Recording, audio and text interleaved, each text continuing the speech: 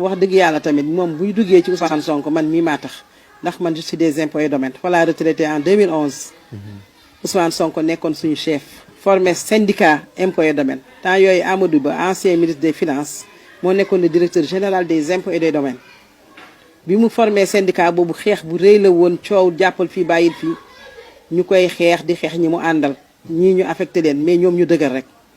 ba tey avantage yee nekk impôt gisuma lu fa yokkuwaat Ousmane Sonko moo ko indi ndax jàmbaateem ak dëggoom soxlawul poste sooy ba nga jox ko poste bi gën a tuuti faalewul loolu moom day xeex ngir yàlla ba ñu yokkal ñu suñu fonds commun indil ñu prime bu bees bu ñuy wax prime d'incitation au recouvrement PIR yokk suñu prime de rendement yokk suñuy heures supplémentaires yooyu avantage ba léegi gisuma lu ca du yokk. donc sax xame moo tax mu xamante ak Ousmane Sonko. man maa nekk mu nekkoon suñu chef ma xam ni kii dafa dëggu dafa jub du lekk ger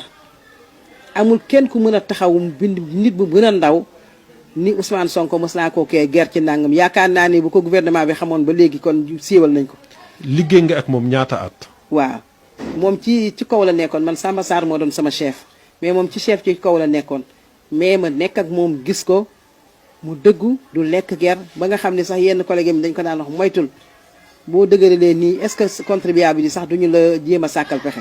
mais moom ragalul dara lu dul dafa dëggu man dëggu laa xam ci moom. waaw képp ku nekk liggéeyee impôt boo ko interroger dina la wax ni Ousmane Sonko dafa jub. dafa moo tax nga boole ko ak sa doom. léegi nag bi mu formé parti ndaxte suñu syndicat boobu bi mu ko jëree 2 ans wàcc ci la formé parti Pastef léegi nag bi nga xamee ne xale yi yëg nañu ko wax ma ko man leen ah kooku de bu ngeen ci bëggee adhéré ku juba ngi noonu man jikkoom doy na ma lu mu nekk de bu ngeen ci dee dem du ma leen tere ma jël numéro Ousmane Sonko jox leen ko ñu jokkoo ak moom ba bokk ci parti bi tey nii kon nag mën naa ni sama loxo la jaare waaw ndax dëggoom gu ma xam ci moom te waa impôt yëpp moom lañ lay wax ci moom amul kenn koo xam ne dina la wax leneen ci Ousmane Sonko loolu jub na dëggu na. yaay booy ñoo ngi lay jaajëfal bu baax yombal bi ñu yombalal entretien bi. mais réew mi am na fi ay kilifa diine am na fi ay kilifa aada état baa ngi fi ban appel ngay lancé pour sa doom mën a dellu say loxo. xanaa tàllal samay loxo yàlla rek ndax yàlla rek laa ci yaakaaruma ci keneen di ñaan yàlla rek dëgg feeñ ba ñu génn ko fee mu nekk. waaw dëgg feeñ ba mu dellu si waat ci njabootam mais bëggoo ko si def intervention. intervention yàlla moo gën a wóor intervention yàlla moo gën a wóor. moom mi xam fi dëgg gi nekk yàlla na feeñal dëgg da mu dellusiwaat ci njabootam ci jàmm dara bañ ko jot